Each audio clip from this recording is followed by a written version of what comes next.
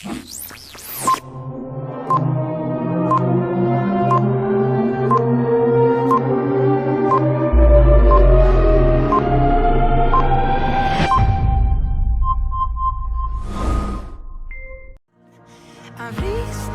la puerta y puedo entrar. Hoy vengo a adorar al santo lugar. Buenos días, hermanos, Dios les bendiga. En esta ocasión vamos a estar estudiando Marcos del capítulo 3, desde el verso 13 hasta el 19. Y comenzamos este mensaje en oración para que sea Dios tomando el control de esta enseñanza. Padre amado, Señor, te doy gracias, Dios, por un día más de vida. Te damos gracias, Señor, porque podemos estar aquí compartiendo una vez más de tu palabra, Señor.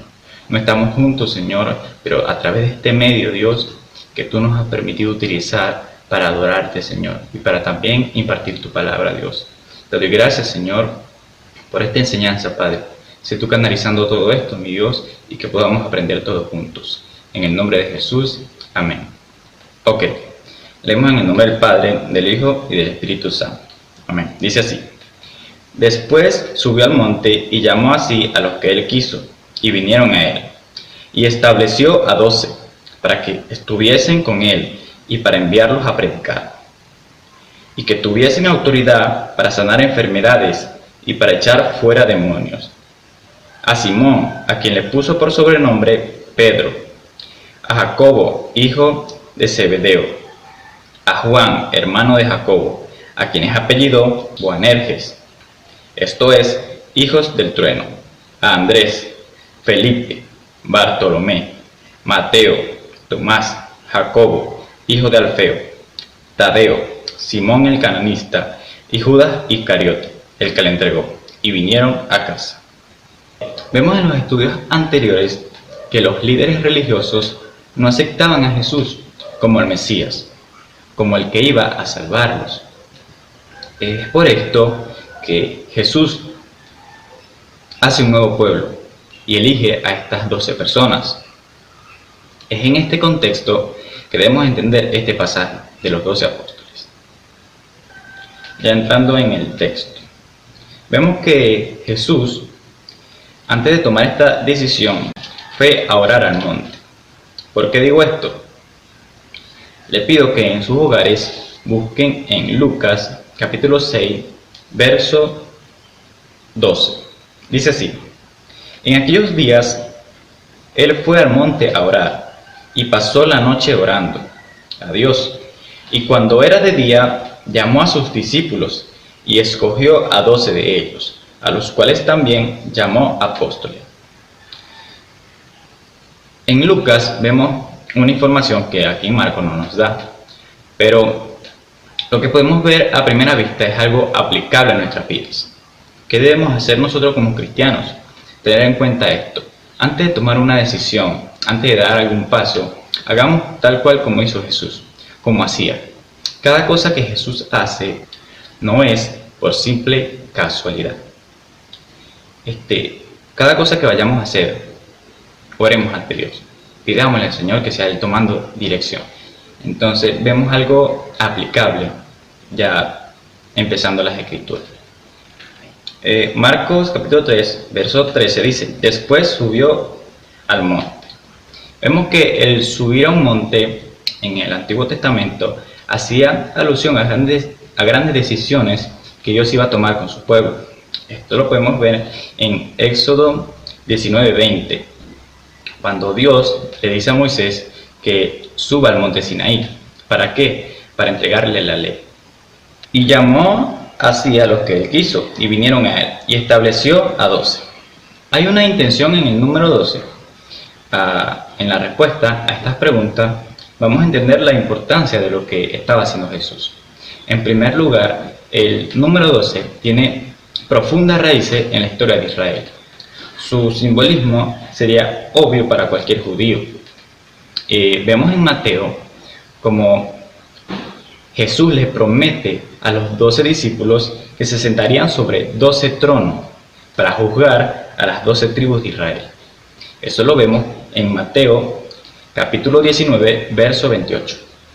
Bien, en conclusión, Podemos decir que la importancia de este pasaje radica en el hecho de que Jesús estaba formando un nuevo pueblo, y al igual de la misma manera como lo hizo en los tiempos pasados, cuando lo hizo con el pueblo de Israel, cuando escogía a los 12 patriarcas. En este caso, elige a 12 apóstoles para la formación de su iglesia. Es por esta razón que no puede haber más. ¿Cuáles son las características de este nuevo pueblo? Bueno, en el verso 14 dice así: para que estuviesen con él y para enviarlos a predicar. Esta es una de las características. Ellos fueron llamados a estar con Jesús en todo momento. Ahora, en la actualidad, nosotros como cristianos debemos tener en cuenta esto, que nuestra vida cristiana depende de nuestra intimidad que tengamos con Dios. Si somos llamados por Cristo y hemos aceptado su llamado, ahora somos cristianos, debemos siempre buscar de Él, siempre estar buscando su presencia. Otra de las características de estos apóstoles es que eran servidores de Jesús. Vemos cómo ayudaban a Jesús en actividades concretas, como distribuir el pan cuando Jesús multiplicó los panes, como procurarle una barca, como ayudar a reparar la habitación, para la Pascua también es otro ejemplo. Entonces vemos que estas personas eran servidores fieles de Jesús. Notemos varias cosas importantes. En primer lugar, la sustitución de Judas fue la única que fue profetizada en el Antiguo Testamento, que habla sobre que iba a ser el traidor y que iba a ser sustituido, el único. Ok, dicho esto, sabemos que la iglesia se estableció sobre el fundamento apostólico. Entonces, el que quiera ser apóstol debe tener estas características que acabo de mencionar. Ok, pero pasa algo. Nadie en la actualidad puede cumplir estas características totalmente. ¿Por qué? Porque pasaron cosas que nunca se pueden volver a repetir. Y esto hace que este grupo sea único. Después de que pasó el primer siglo, ya no había nadie que pudiera cumplir en totalidad estos requisitos de los 12 apóstoles, como era haber acompañado a Jesús desde el ministerio de Juan el Bautista hasta su resurrección. Bien, si nos preguntamos por qué Jesús escogió a este grupo para estar con él, vemos que durante el ministerio terrenal de Jesús, él le decía a sus discípulos repetidamente que él tenía que morir, que tenía que resucitar y tenía que ir al cielo. Por lo tanto, él necesitaba enseñar a cada uno de ellos, instruirlos, para que cuando Jesús no estuviera, ellos siguieran predicando el Evangelio y guiando a la iglesia después de la partida de Cristo. Veamos una de las palabras que Jesús le decía a sus discípulos antes de ir al cielo. En Mateo capítulo 28, verso 18 hasta el 20, Jesús le habla sobre ir y hacer discípulos, que bautizaran en el nombre del Padre, del Hijo y del Espíritu Santo, y que enseñaran todas estas cosas que Jesús le había enseñado a los discípulos. Entonces, vemos que Jesús lo que hace es enseñarlos primeramente y luego los envía. Bien, una vez dicho esto, si profundizamos la palabra apóstol, vemos que proviene del griego y significa enviado. Entonces, estos 12 apóstoles eran enviados del Señor. Entonces, en un sentido limitado, podríamos decir que cualquier cristiano que en nuestros días tenga ese llamado a predicar el Evangelio, o sea, todos tenemos el llamado de predicar el Evangelio, en ese caso limitado podríamos decir que es un apóstol. Pero en la actualidad, el término que usamos generalmente para este tipo de personas es misionero. Es un misionero. Pero entonces pasa algo. Muchos cristianos, aún en la actualidad, les gusta autollamarse, ser llamados apóstoles.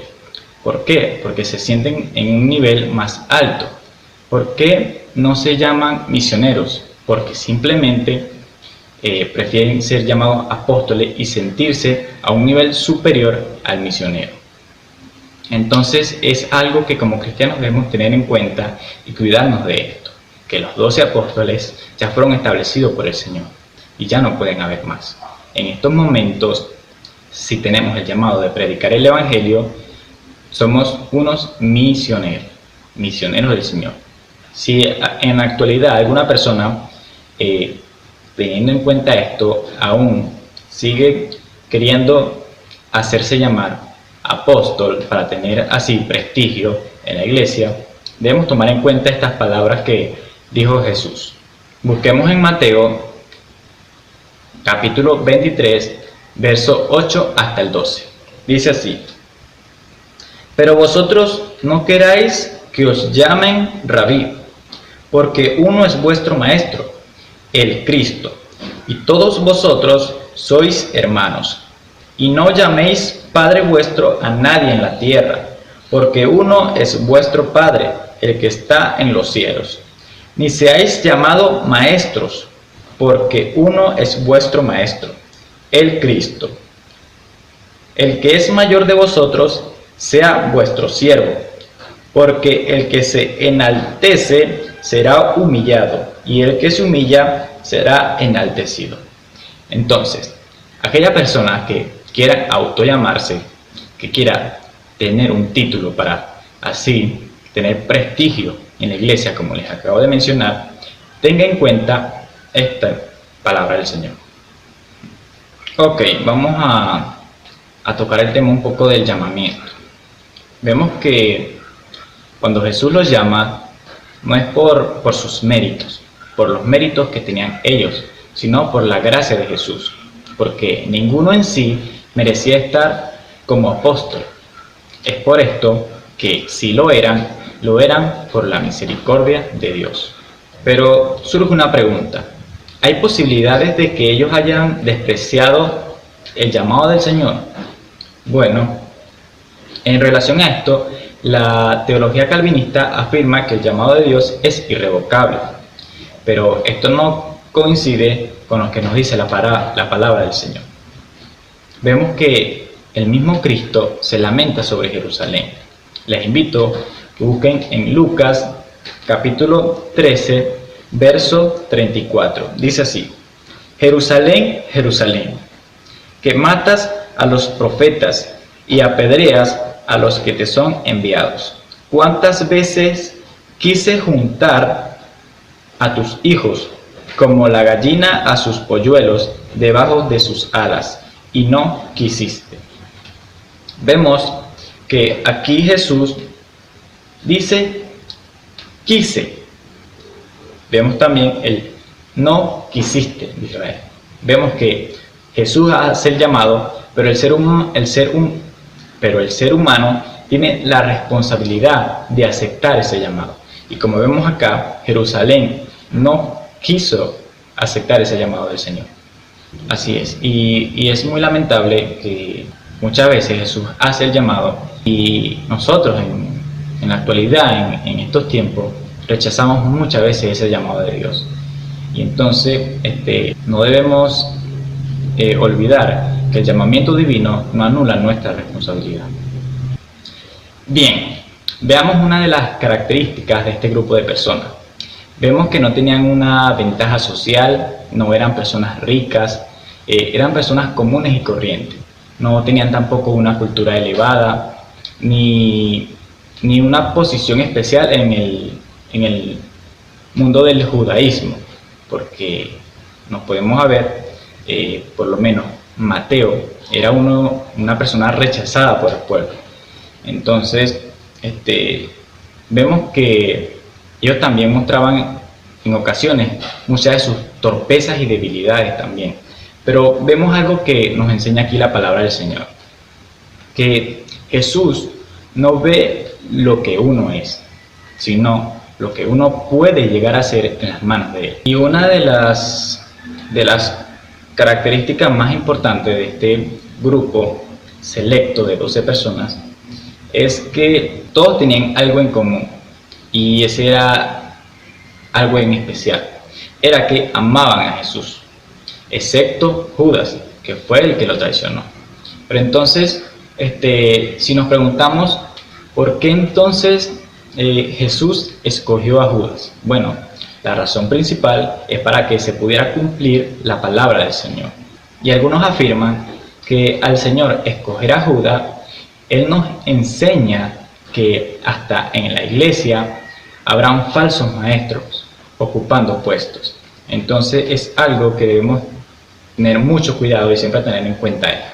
Bien, hermanos, para concluir el mensaje, vemos cuán asombroso es nuestro Dios de haber escogido a estas personas, aún llenas de pecados, llenas de debilidades, de errores, y vemos cómo Jesús transformó a cada uno de ellos y los enseñó, los preparó para enviarlos a predicar la palabra del Señor. Es un mensaje muy bonito y vemos que la misericordia de Dios se manifiesta grandemente. Espero que hayan disfrutado de este mensaje, al igual que yo.